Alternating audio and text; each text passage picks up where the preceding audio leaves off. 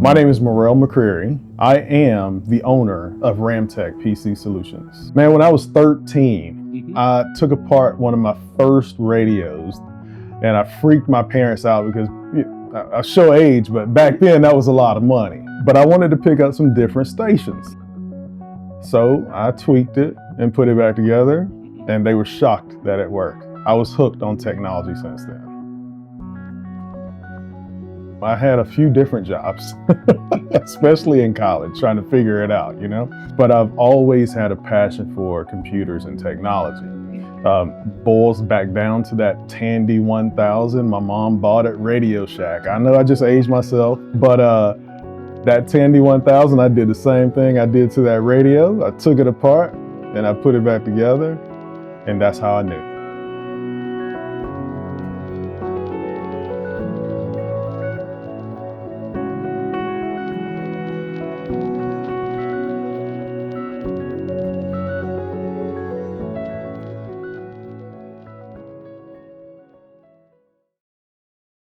So when I first set out to do Ramtech, I knew I wanted to do something different, right?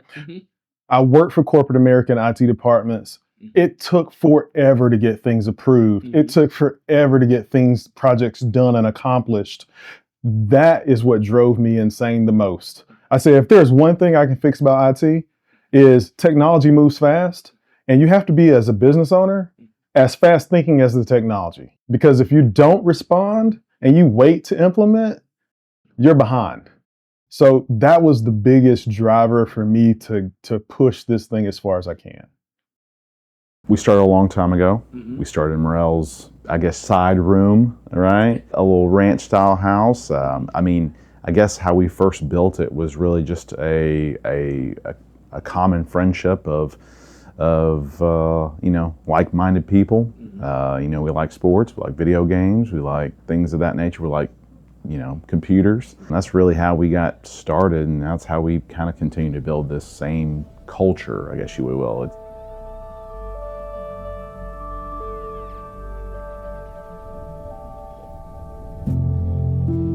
Now take us back when you were laid off during 2008. Oh yeah. Oh yeah. What was in your mindset at that time? How am I going to feed these kids? I mean, that was the first thing I thought of when I sat down with the team and they let me know that today would be your last day. The next thought was, well, okay, how am I going to feed these kids? I had 2 young babies, one just born, and to come back to being gone from paternity leave to learn that you're only going to be here a month and then you're let go. That was the hardest decision, the hardest pill to swallow, and it pushed me to see if this could really take off. When people tell you you can't do something, I look at it as, if you don't know, how can you say you failed? If you don't try, how can you say you failed? And then what does Wayne Gretzky says? You miss every shot you don't take. So that kept echoing with me throughout all the people that said, it's a bad idea, you should go get a job.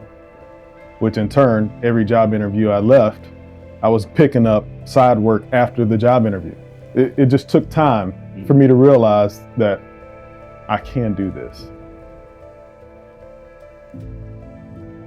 So when clients tell me, we didn't think about this until XYZ now time. I usually say, well, going forward, let's get to the table when you have these projects that might impact your technology. And truthfully, everything impacts technology. Everything we touch impacts technology. So let us be at the table. Let us come to the board meetings. Let us be a part of these conversations so that when we are ready to move forward with your technology, we already know the potential hurdles we have in front of us.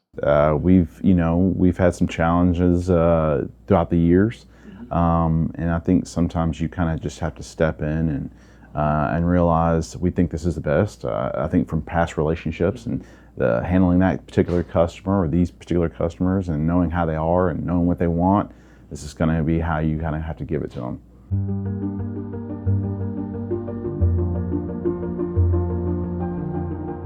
how do you keep innovation year after year after year? Because, technology changes so much. That's what makes it easy. That's what makes it simple. Being that technology changes so frequently, it makes it simple for us to stay at the forefront because we're tracking it. You talk to some other IT firms and they just don't track technology. There's always changes in the environment. There's always things we can do to fine tune and tweak how a business can efficiently depend on their technology to make money. Technology is changing every day. I mean, we just had the iPhone not even less than 20 years ago. And now everything is AI, now everything is cybersecurity.